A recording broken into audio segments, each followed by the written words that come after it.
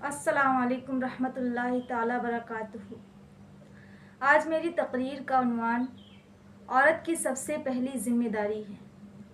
मेरी माँ और बहनों, गौर करें कि औरत की सबसे पहली अहम जिम्मेदारी क्या है।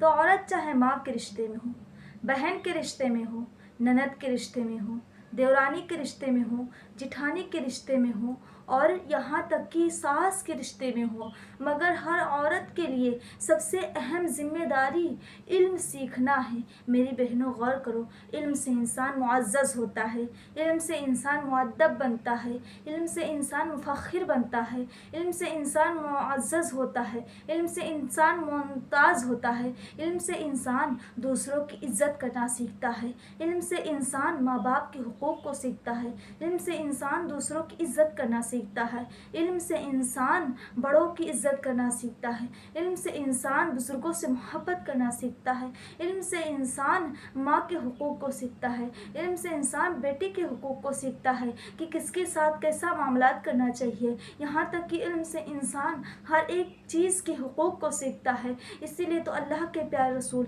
सल्लल्लाहु ताला अलैहि वसल्लम ने इरशाद फरमाया, तलबुल इल्म फरीज़तुन अला कुल्लि मुस्लिम मुस्लिमातिन। इल्म सीखना फ़र्ज़ है हर मुसलमान मर्द और औरत पर। अल्लाह के प्यारे रसूल सल्लल्लाहु ताला अलैहि वसल्लम के इस फरमान के बाद, अल्लाह तबारक व तआला के इस फरमान, हुज़ूर के इस फरमान के बाद ये पता चलता है कि जिस तरह नमाज़ पढ़ना फ़र्ज़ है, जिस तरह रोज़ा रखना फ़र्ज़ है, जिस तरह अगर माल ज़्यादा है तो उसमें से ज़कात निकालना फ़र्ज़ है, जिस तरह हज करना फ़र्ज़ है, उसी तरह इल्म सीखना भी फ़र्ज़ है। मगर अफ़सोस, आज की माएँ इल्म से बहुत कोसों दूर नज़र आती हैं। हमने गाँव के माशरे को देखा तो बहुत सारी ऐसी औरतें हैं जो बेइल्म हैं, बाइल्म नहीं बल्कि बेइल्म हैं। मेरी बहनों, याद रखो, इल्म हमारे लिए सबसे पहली और अहम जिम्मेदारी है। इल्म से औरत बच्चे की परवरिश कैसे करनी चाहिए ये भी सीखते हैं।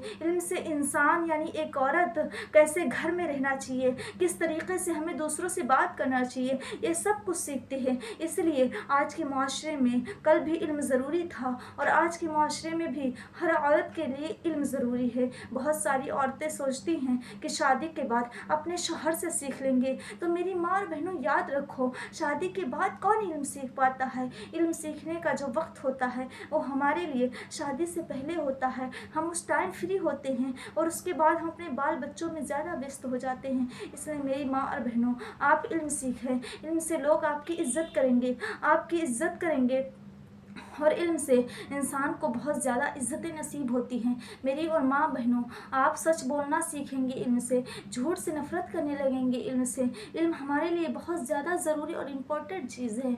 अल्लाह के प्यारे रसूल सल्लल्लाहु ताला अलैहि वसल्लम के इस फरमान से तो पता चल गया होगा, अगर आप एक कामयाब ज़िंदगी जीना चाहते हैं तो सहाबा इकराम और सहाबियात के ज़िंदगी को सामने रख कर हमें ज़िंदगी जीनी होगी। वरना हर कोई, ये ज़िंदगी ज़्यादा दिन की नहीं है, बहुत छोटी सी ज़िंदगी है। 70 साल, 80 साल या 100 साल तक हम जी के हमें उस मिट्टी में मिल जाना है और हमें अपने रब के पास जाना है, हमें अपने रब को मुँह दिखाना है। हम क्या जवाब देंगे? हमसे अगर अल्लाह पूछ लिया कि तुमने कितना इल्म सीखा, तो हम क्या जवाब देंगे? हमें दुनिया में व्यस्त रहने से कोई काम नहीं चलने वाला, हमें दुनिया में बिज़ी रहने से कोई काम नहीं चलने वाला। हमें इल्म सीखना होगा, हमें दूसरों को बताना होगा कि इल्म कैसे सीखना चाहता है। जब अल्लाह तबारक व तआला ने कुरान को नाजिल फरमा दिया, कुरान की सबसे पहली आयत सूरह इक़रा को जब नाजिल फरमाया, इक़रा बिस्मि रब्बिकल अल्लज़ी, यानी पढ़ो अपने रब के नाम से, तो कहीं ये नहीं फरमाया कि ऐ मर्दों सिर्फ तुम पढ़ो या ऐ औरतों सिर्फ तुम पढ़ो,